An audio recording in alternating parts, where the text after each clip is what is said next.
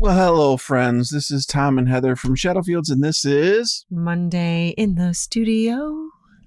Please like, share, subscribe, tell all your friends about us, and just welcome. Thanks for being here with us tonight. Can all of you just say whether or not you are subscribed to our YouTube channel? Because we still only have 285 people. 280. It's kind of a stagnant thing. It is a stagnant. It smells like a bog, stagnant. Or I have an idea. I've got a great idea of how we can get more What's people. your idea? Do you remember there was a TV show called The Gong Show? Yeah. Do you remember The Gong Show? I do, yeah. Oh, Chuck Barris, I think that was his name. Gene the Dancing Machine. Mm-hmm. That's what we need. We just need to get somebody that will just do crazy dances. The Dancing Machine. Maybe we can get I think you could. How about you? No, it's not. It wouldn't be funny enough. No, it has to be somebody very large. Oh my goodness. Gene the Dance. You guys remember that, right? But Sorry. Was Gene a girl? No, it was a large? guy. Oh, and he was large? Yeah. Do you remember that video? And we always talk about it. That video with Jack Black and... Oh, do you guys ever see Wicked nasty. Game? The Jack Black Tenacious D cover of that? They're running on the beach in really unflattering... nasty. That's a guy who does not care. Right. Neither of those guys, they don't care about their image. Right. They're just having fun and laughing at themselves. Yes. And there's very few people that can laugh at themselves. True. They take themselves like me. I can't laugh at myself. That's true. All right. Thanks, guys, for subscribing. And I have this Coast Guard shirt on. Well, how was that? Well, we went to Connecticut. The family went to Connecticut to watch the middle son, Evan, graduate from Officer Candidate School. So I now have to call him sir. I asked him, am I supposed to call you sir? He goes, be a good idea. But it was such a great day. It was raining and it was terrible, but it was just a terribly great time. Day. Well, it was raining and spitting and then, deluge of rain. I felt like I was going to drown in it. Well, it's okay because he's part of the Coast Guard. He could have saved you.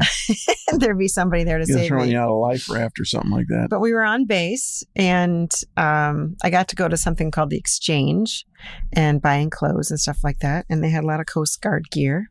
So, but this one actually came from my son. He gave it to you? He did. Oh my God. Wow. It's one of his. He uses this. He used this for working out and stuff. And he said he had a lot of them. And I go, can I have one, please? And he said yes. So it was fun. Yeah, so I got an officer in my family. He actually gets a sword. Like it's a gigantic sword. Here, be careful. With the hilt on it. And it's made of like brass. And it's gigantic. They said, here, do you want to try it? And I'm like, yeah. And they're like, no, stop. But I had so much fun. Wow. Yeah. Wow. And then he needs to call me ma'am. Okay. And they do something called a first salute. I'm sure all of you know what this is. I did not know what this was. But you have someone you have them be your first salute, that they salute, Evan. And then you hand them, thank you for being my first salute. It was kind of emotional, actually, because it was a good friend of his. Yeah. And he had this little thing that says, you get a coin and on the outside it says first salute and you give it to that person. It's quite an honor. Wow. Who got it? His friend Kyle. Oh. That he'd been with in Petaluma when he was studying to be. Was Kyle also a officer? He actually flew from, where is he right now? He's in LA. He flew from LA to be with Evan. And he's not an officer. Mm-mm. So now he has to look up to Evan. Even if he's taller. They're about the same height. Oh, okay. Anyway, it was very fun. I'm exhausted, though, because we just got back yesterday. And it was a very long... Right? We drove. Yeah, my son... Drove to Connecticut. AJ, oh, yeah. Did you see Bernie Sanders? No, or is he Vermont? I don't know. I don't know where he is. Never mind. What I guess I'm so surprised at, and I should know this because I'm from New York, is just how close everything is there. I mean, you can, in 45 minutes or less, you're in Rhode Island, Newport, Rhode Island. And then you're in New Haven, and then you can be in New York, and then it's just like it's all. New Jersey is right there too. Mm-hmm. So you don't have to go very far to get to all these places. And I never really thought about it before. From Rochester, New York, you're not that far from the ocean. You're not. Which I always thought you would be. How far from Rochester is it to the ocean? To Connecticut is 6 hours. That's still a little ways away. Oh, please. I mean, I'm within, almost walking distance to Lake Michigan. We drove like 15 hours. So to me, that's just in 2 days. Wow. So 15 in 5 days. So 30 in 5 days. Wow. It's a lot, but we had a great time. And now he's down in Florida. Evan's in Florida, packing up where he's living in Homestead, Florida right now. And then he'll be coming up here, living in Ann Arbor for a little bit, finding a house. Is he going to find a house in Ann Arbor or a house? North of Detroit. Yeah. North of Detroit. Yeah. I think that's called Canada, isn't it? No. No. No? It's not. There's something above Detroit. It's 45 minutes. I would just think of Detroit and you Port have Huron. You've got the bridge or whatever into Canada right there. Yeah. Well, so when we used to go to Canada, remember we would go through Flint and up. Okay. So we never drank the water in Flint, by the way. So Detroit, if everyone knows where Detroit is, and it's the St. Clair River that goes by Detroit. And yes, there is a bridge that goes over there. That's called the Rainbow Bridge or something. I don't know. Mike, you probably know. And then Port Huron is the Blue Water sing Bridge. A song about the Rainbow Bridge? Why are there so many? Okay, when you get to Port Huron, there is a bridge that goes over. That's a Blue Water Bridge, and that's exactly north. Port Huron is exactly north of Detroit. So, about a half hour north of Detroit, or something. It's like St. Clair. Other places that he could live, and he'd love to be on the water. So he's just looking to see what he can get. How long will he be there then? You don't know. I mean, I don't really know, but I know he's there for at least 3 years. It's a 3-year billet is what they call it. Okay. So he's there for a little bit, but he's loving the fact that he's going from Florida, hot Miami, to now back up to the Great Lakes. So, and with Michigan, it's so fun you can go hiking, you can go skiing, you can go camping, you can sit around and look at the trees that are not palm trees. Yeah. I mean, he's pretty much an outdoor guy, so this is going to be... That'd be great. Pretty good for him. But anyway, that was what happened. Dead. Yeah.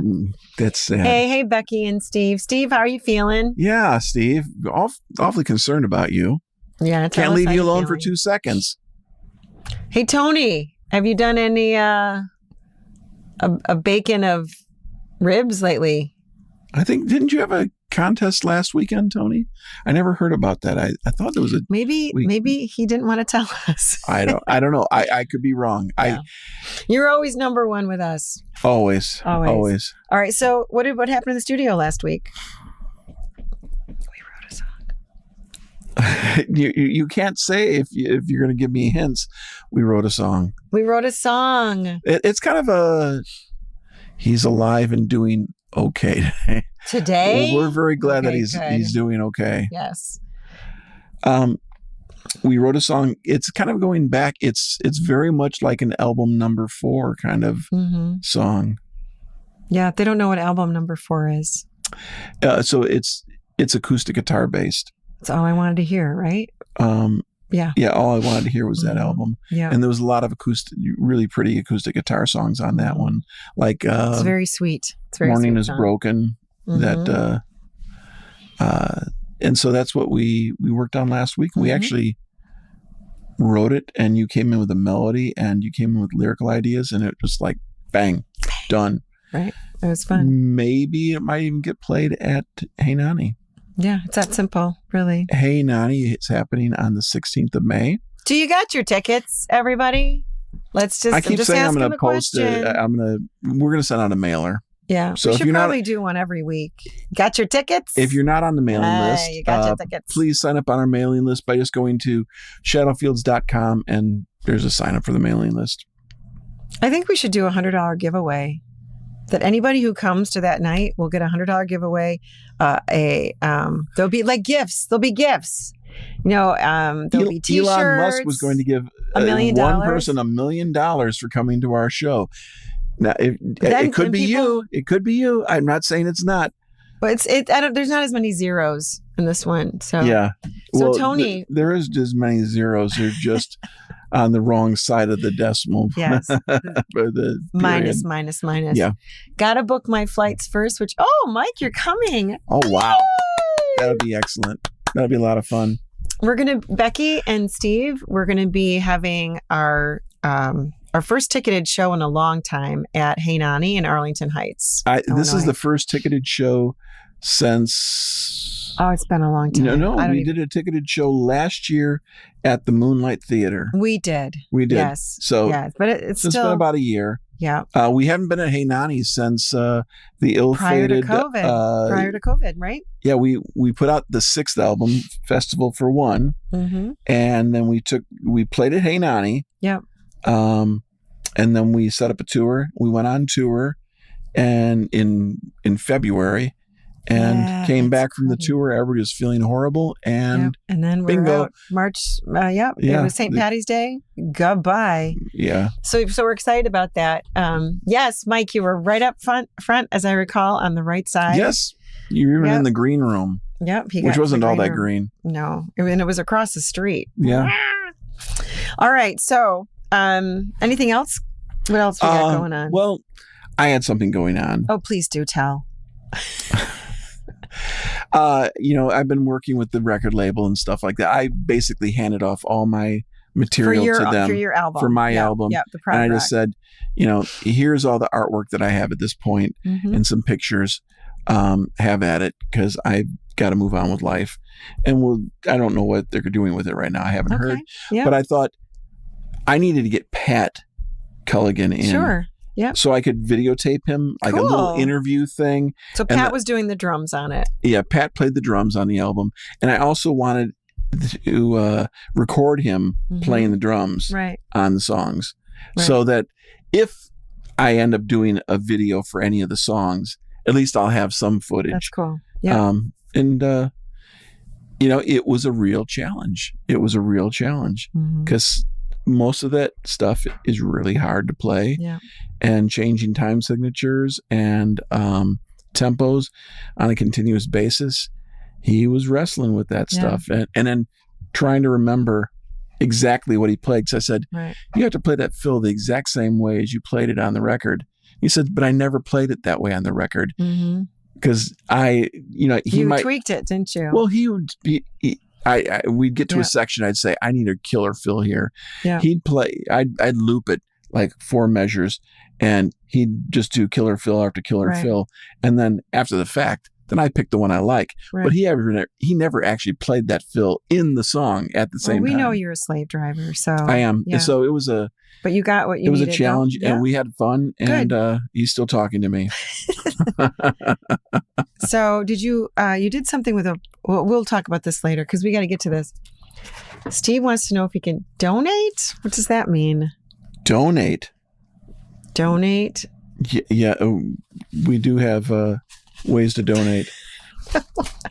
I don't know. Hit me up afterwards, Becky. I don't know what that means. All right. So we have a new little addition to our Monday in the Studio. Wah, wah. So we have questions in here. And a lot of these are from people that we have met over the years. And I haven't collected them, but I remember them asking me specific questions. So I've been collecting them. And now we have them in a hat. Okay. Tony has an important question. You didn't throw a chair at Pat? He remembers Whiplash. I know, yes. Yeah. What a great movie that was. A terrible movie. All right. It was terrible. It was a great movie. All right. So you get to pick. So we'll pick a few of these, and hopefully you'll enjoy some of the answers. And this is all we don't know what we're going to pick here. So, all right, ready? It was right on the top. How do you go about making salsa?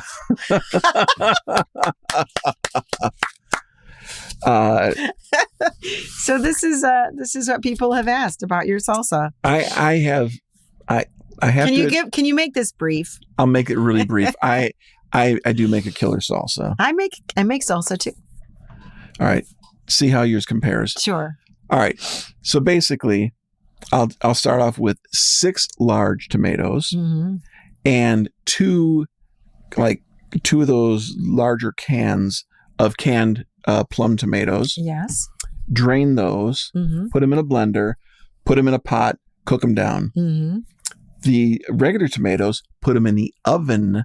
I core them, put them in the oven, and then broil them until the skin falls off of them. And then you peel those and you blend those. Then you throw those also into the big pot, right? Yep. And you cook those down with like garlic salt, regular salt, pepper, cumin. Yeah, cumin's important. Yes. And I think those are the things. And 1 squirt of ketchup. You can use tomato paste, but is that your secret ingredient? 1 squirt of ketchup. I think you guys know the secret ingredient now. This is interesting. This makes like a gallon, and then after that's finished, fresh cilantro. Nice. Cut. I have to let after that cooks all down, and it tastes good. Yeah. Just on its own, I gotta let it cool. Then I put it in another bowl. Nice. Then fresh cilantro. And fresh yellow onion chopped up. Yep.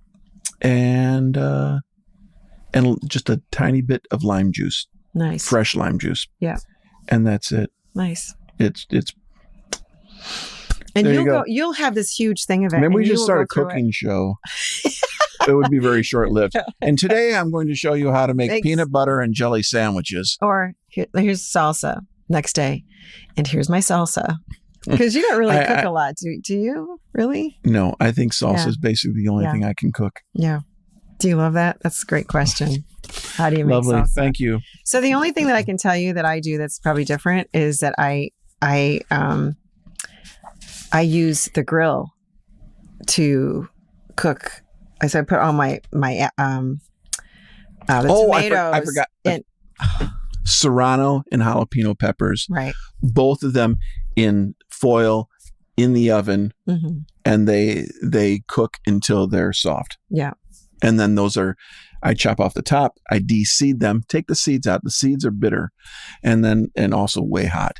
And then I put them in the blender, and that's how I get the heat. And if it's still not hot enough, cayenne pepper. Nice. A couple dashes of cayenne pepper. You like it super hot or no? I like it a little bit more warmer than most people do. Yes. So I usually have to make it kind of bland. Well, we'll have to go to salsa for me a little bit later. We'll put this one in. Okay, right, sorry. So I took up all the time on salsa. Can I pick a question, or do you want to? No, you should. Your hand's going towards the little hat. You do it. No. No. Please. Thank you. What's it like to work with Tom? I don't know. How do you start writing a song? Well, considering we had one last week. Yeah. We didn't even usually we have a drum. No, there was no drum in this one. No, we didn't do that at all. I guess what's the most fascinating thing is there'll be times that we're just sitting in here and we're just going to our phone to these voice notes that we have. There's hundreds of like little snippets of things that we like. I'm in like the 500, 600 range. And literally. And the song that we wrote last week was based on something I wrote actually in 2015. It was 10 years ago that I wrote this tiny little bit of a guitar part. Yep. And that was like, oh, that's interesting. And then, bless you. Excuse me. And then from there, we just wrote the rest of it. As soon as you start coming up with some melodic ideas and stuff like that, we're like, oh, where should we take that? And So it was a lot of fun. But a lot of times we start with, and this was a question that was asked of us by some students when we were doing Arts Alive in Schaumburg High School. But when we usually write a song, at least the last year, we've gone to your samples and a lot of the drum drum loops, and some of them are like, things just you have to try things that'll just pull you out of your rut. I guess they inspire. Maybe not a rut. You want something that inspires you. It could be a new instrument, like in the case, that's why I have so many different instruments. Yep, is because I come up with different ideas. You just naturally play differently, and anybody who's a guitar player knows that if you pick up like a Les Paul guitar, you're going to play it.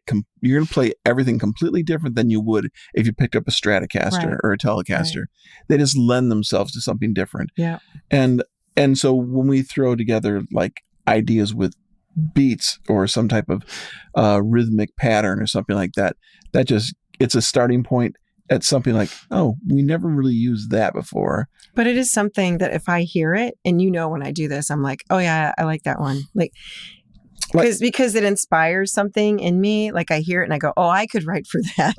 And the song like I Shut was based on a beat. That started with You Do It. And it was all on a keyboard. Yeah. But it was they were like spoons and wood blocks and all things being used for percussion that weren't really like, it wasn't a drum set, but I had them all laid out on the keyboard, and I wanted to do this very odd pattern, and we did that, and was like, oh, that works. And as soon as you hear that, that repetitive pattern is hypnotic. Yes. And then it's just a matter of just sitting down and playing some music and going, oh, this fits. Yeah. And there have been times in the last album that we did that for quite a few of the songs, that we listened to some drum beats, and then you picked up an instrument to see what you could create using that as kind of the foundation. And then I'm over here writing lyrics, or I'm going through all of my poetry to see if there's something that can fit. And then I go up to the mic and I sing something. Like sometimes during those sessions, something will come together really, really quickly. Yeah. Sometimes things happen fast. Sometimes they're painfully slow. Yeah. And we may start with that drum beat, but that doesn't mean that drum beat's going to stay. Exactly. Once we get the idea of the song and we go, does that really fit anymore? Yeah. Half the time we throw it away and do something else. But it's just that little spark.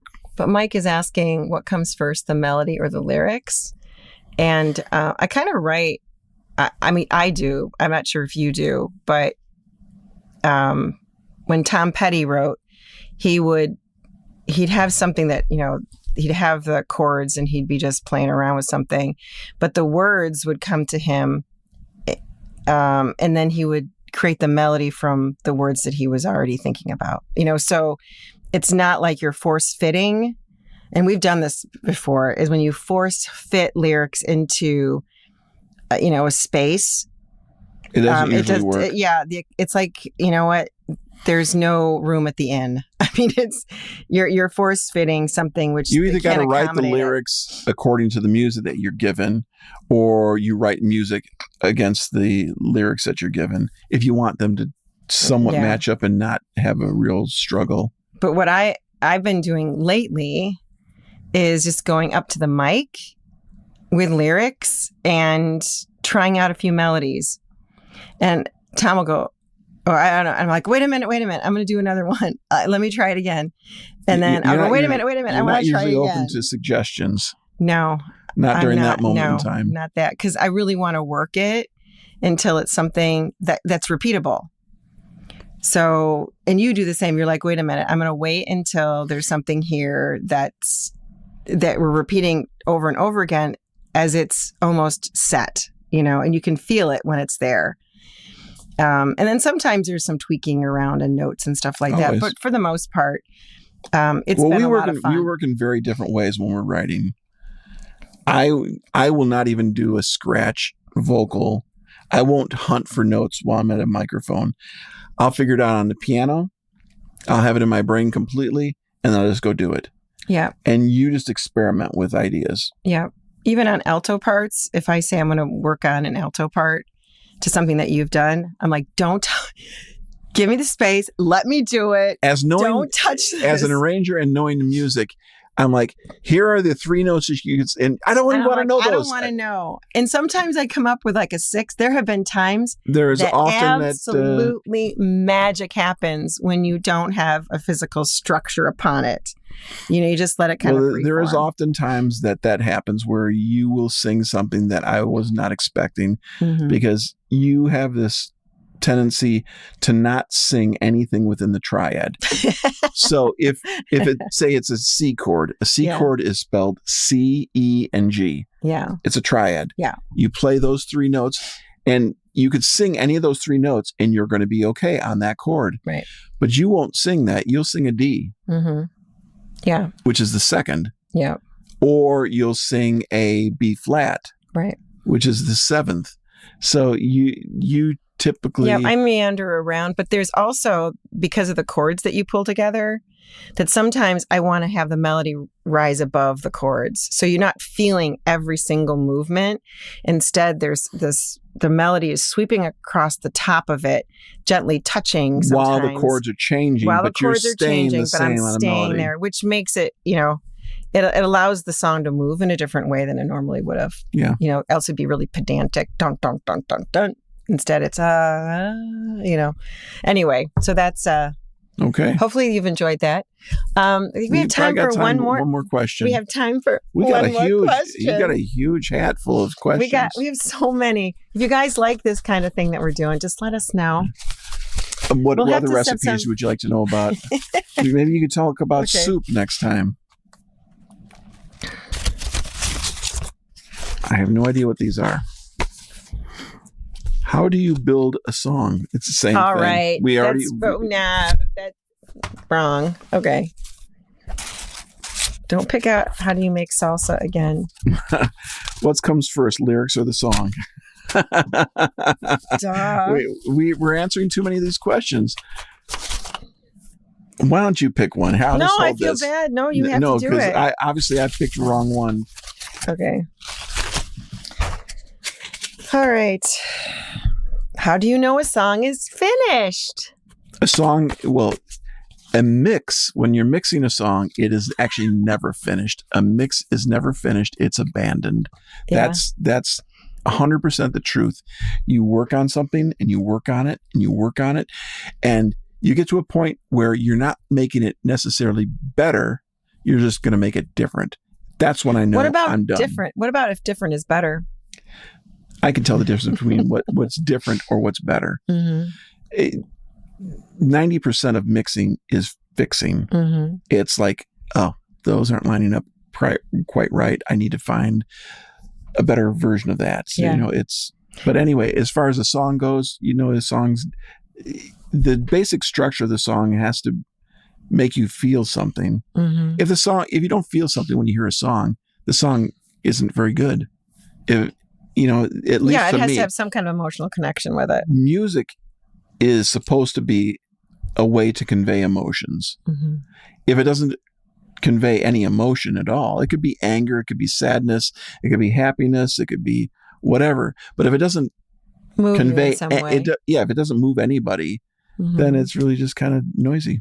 I think this is where Tom and I also struggle a little bit, is because he's mixing for so long and he's making all those little, touches to, the 25 tracks times 1,000 little changes and stuff. So he gives it to me and I'm like, I think this thing here, we may need to kind of add something to it because I feel like it needs to more building here. Because we work together as a team. It's more of the refinements. It's more of a refinement. And that's a mixing thing. I get the mix where I feel I'm happy with it. I could release it.